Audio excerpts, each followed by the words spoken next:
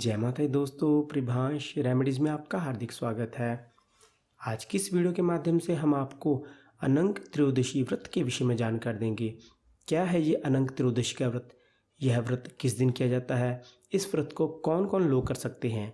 यह संपूर्ण जानकारी जानने के लिए हमारे इस वीडियो को अंत तक देखें और अगर वीडियो अच्छी लगी तो इसे लाइक और शेयर अवश्य कीजिए।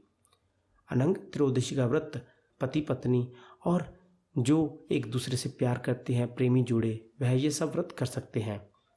इस वर्ष अनंग त्रयोदशी का व्रत 25 अप्रैल 2021 दिन रविवार को किया जाएगा। इस व्रत को करने से महादेव व्रते की सब मनोकामनाएं पूर्ण करते हैं। अब हम आपको बताते हैं यह व्रत क्यों रखा जाता है और कब रखा जाता है। चैत्र मास की शुक्ल पक्ष के त्रयोदशी के दिन अनंग त्रयोदशी का व्रत रखा जाता है।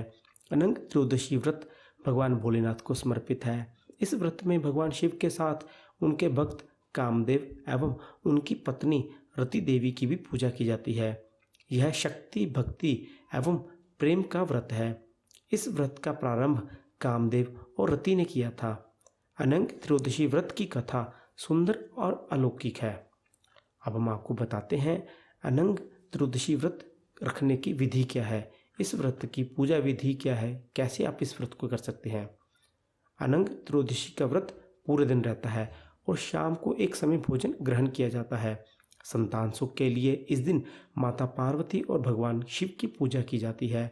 भगवान शिव शंकर को सफ़ेद फूल, सफ़ेद मिठाई, बेलपत्र, केला, भांग, धतूरे, अमरूद का भोग लगाया जाता है और इन सब के साथ भगवान भोलेनाथ के मूल मंत्र का जाप किया जाता है। ओम नमः शिवाय का जाप किया जाता है और 13 सिक्के भोलेनाथ को समर्पित किए जाते हैं।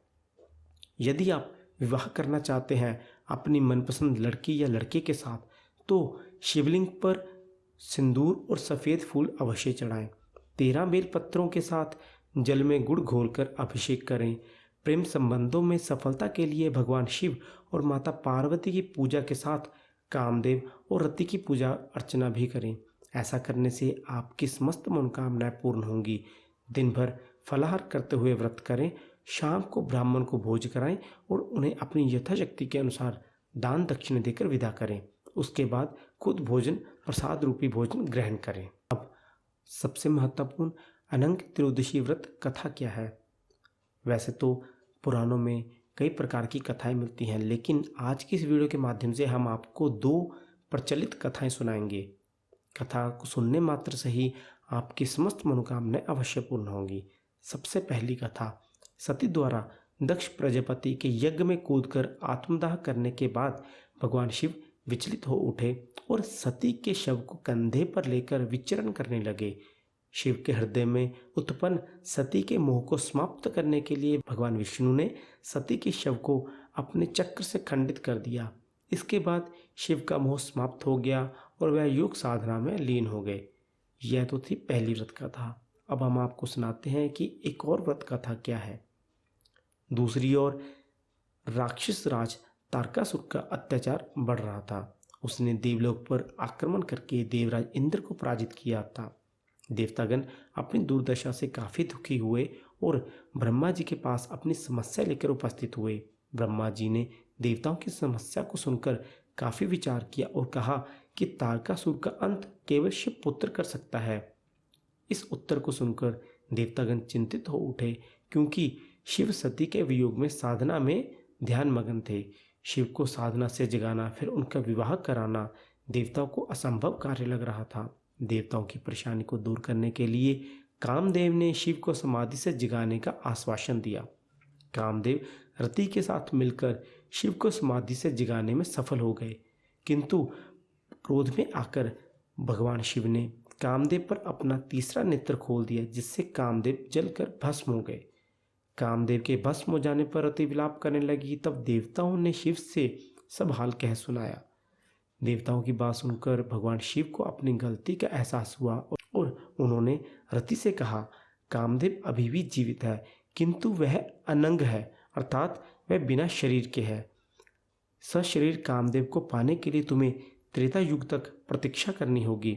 इस युग में जब विष्णु कृष्ण रूप में अवतार लेंगे, तब उनके पुत्र प्रद्युम्न के रूप में कामदेव तुम्हें सशीर प्राप्त होंगे।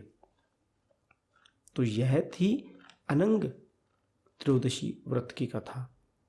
इस कथा को सुनने से पति पत्नी में प्यार बढ़ेगा, मधुर संबंध पैदा होंगे और जो प्रेमी जोड़े हैं, जो अपनी मनपसंद से शादी करना चाहते हैं, मनपसंद लड़की से विवाह करना चाहते हैं, उनसे प्यार करते हैं और अपने संबंधों को मधुर बनाना चाहते हैं, वह 25 अप्रैल 2021 दिन रविवार को अनंत त्रयोदशी का व्रत अवश्य करें।